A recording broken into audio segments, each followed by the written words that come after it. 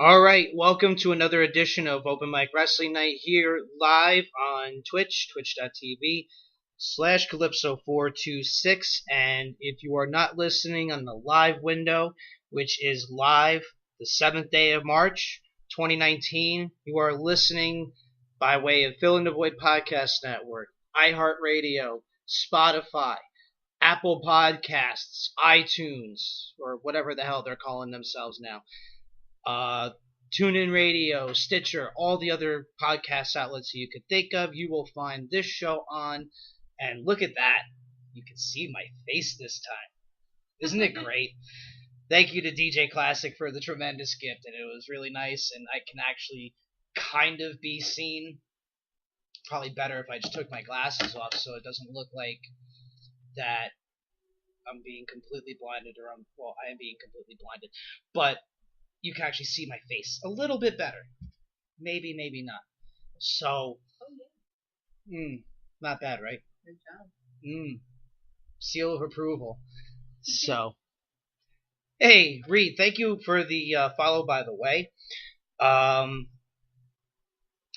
don't know what you mean by here you go. That's what I normally do. Do a 4 or 5 minute whatever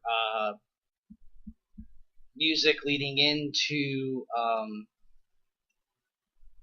the show. I pop on. Here we go. But this is what sucks.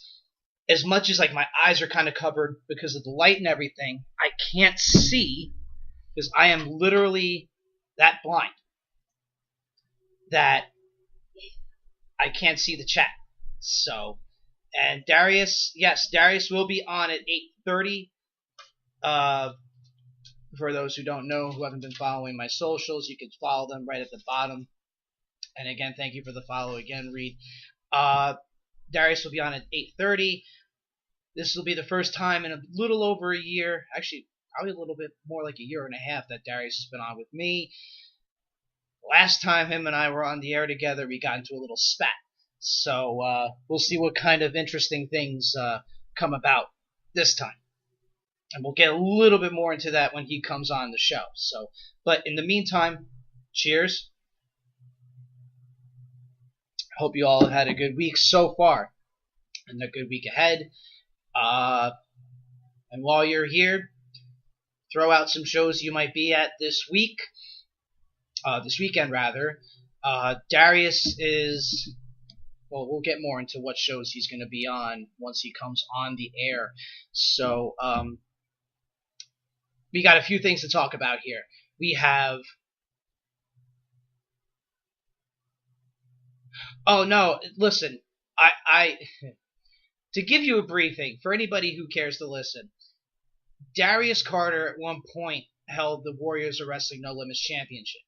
And I was the first No Limits champion back at the beginning of the company's infancy and So we had a spat where I'm coming after him and his title. I mean, I haven't wrestled in a while. I mean, I've refereed, I don't want to say on the regular, but, often enough, I guess. And it got into a spat where we're kind of shit-talking one another, where, about the championship, and I wish if I cared enough, I could find it and air it somewhere, but it made for good podcasting, if you want to. I'm used to saying good radio, but it's not really radio. Podcasting. So, it was actually very interesting. We had a lot of fun with it, I guess. Probably him more so. Well, I think we both had fun with it, but in different reasons. But either way, Darius, for those who don't know, current BCW heavyweight champion, will be promoting upcoming BCW events, assures, whatever else, as well as talk about other things in his career, maybe a thing or two around pro wrestling, see what he feels about certain things, because I do have a question or two in mind about certain things in particular. Oh, okay. How's it going? By the way, I did get your message on Instagram, or if it was you who sent me the message or not, I'm not so sure. But either way, we'll talk later about that, hopefully. Because where the March 22nd show is, it's not too far from where I live, so That'd be good. So either way, but yeah, there's a bunch of other stuff going on in pro wrestling, and oh, okay, as long as there's those two. Well, I'll be getting a hold of them eventually. Anyway, so a lot's gone on in pro wrestling. Unfortunately, 2 passings have happened in the time from when I was last on the air. I mean, you look at, let's take a look. You have Luke Perry, who's the father of Jungle Boy, AEW superstar, and heartthrob, television heartthrob. He had passed away after complications of a stroke. King Kong Bundy has passed. Who was the third? There was King Kong Bundy, who just passed away this week. There was the Destroyer. There were 2 in the world of pro wrestling. I didn't know there was there a third? Yeah, the Destroyer. I just mentioned. Yeah. But who was the other one? There was Bundy. There was the Destroyer. I didn't know there was a third. I must have missed it, or I'm completely neglecting to remember. But either way, sad news in the world of pro wrestling that those 2 legends. Yeah, okay. So there you go. Absolutely, Luke counts. Big part of Americana, really, to be quite honest. And American television history and the like. And again, as I before mentioned, father of pro wrestler Jungle Boy, who is an AEW contracted wrestler. Again, all sucks. No loss is ever any good. So my condolences, my heartfelt condolences go out to all 3 families respectively. So there goes that. Unfortunately, it always sucks when you have to talk about passings of legends and that of the like. On top of them passing, you get more bad news of Tommaso Ciampa being injured. He's now has to go through neck surgery. I believe he went today. Neck surgery from what I've been reading. He's out for, at minimum, 6 to 8 months, but it looks more like it's going to be a year. Don't start with that right now with the dog. He's going to figure it out. My apologies. There's a laser pointer being pointed at a cat, and a sleeping dog is going to wake up any minute and probably wind up start barking. So if it does happen, I do apologize in advance. He didn't last night. No, it don't matter. It would be my luck that he starts. Anyway, plus the Tag Team Classic, the Dusty Rhodes Tag Team Classic is something I kind of want to get into a little bit more, but let's talk about that very briefly. The Dusty Rhodes Tag Team Classic, a few weeks back I was talking about, and I made a poll up on my socials, where which tag team tournament are you looking forward to the most? And I had originally said the Crockett Cup, which is the NWA's tag team tournament coming up in April.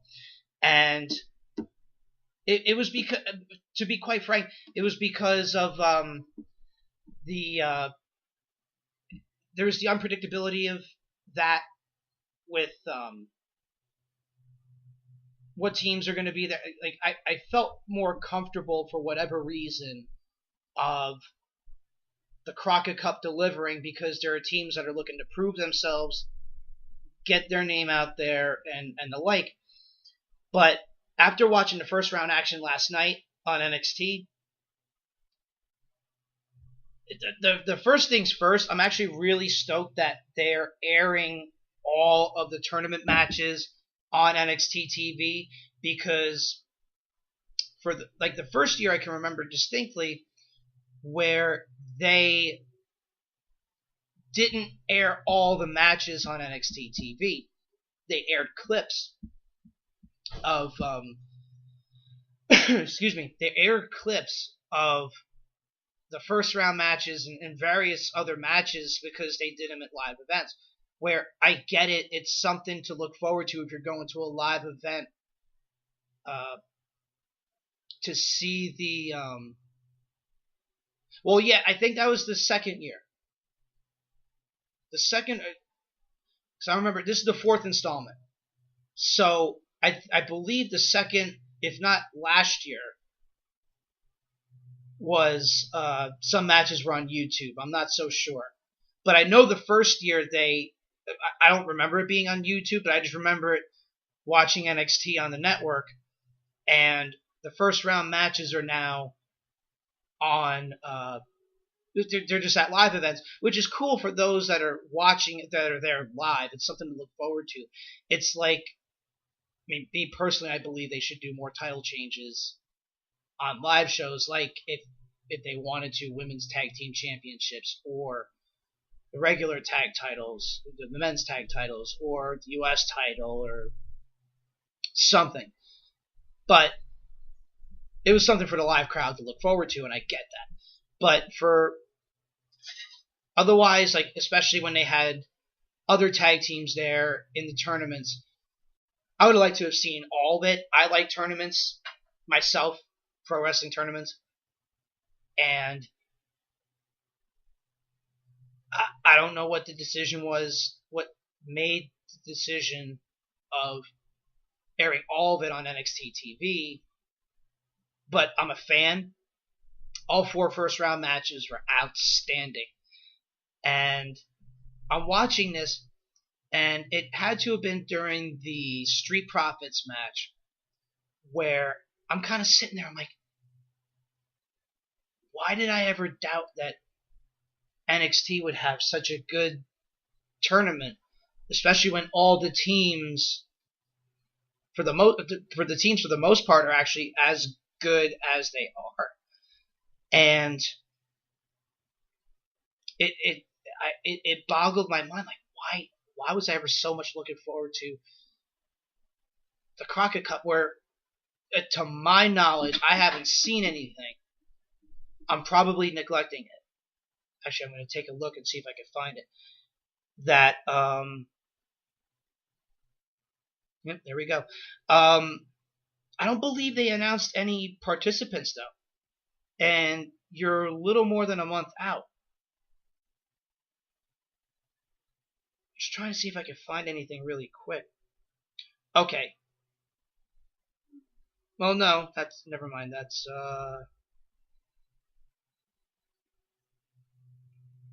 yeah, I don't see anything.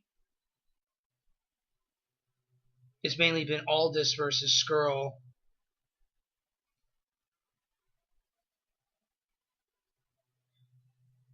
I don't see anything.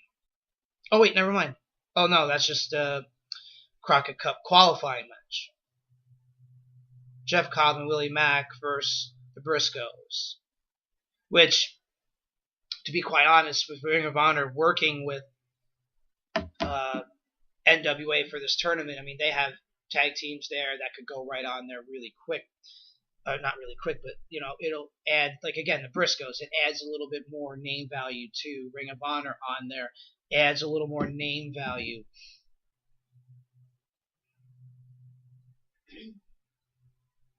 See, I don't read the NXT spoilers. I never do. I always wind up not reading. I don't know what the finals are. I don't know anything.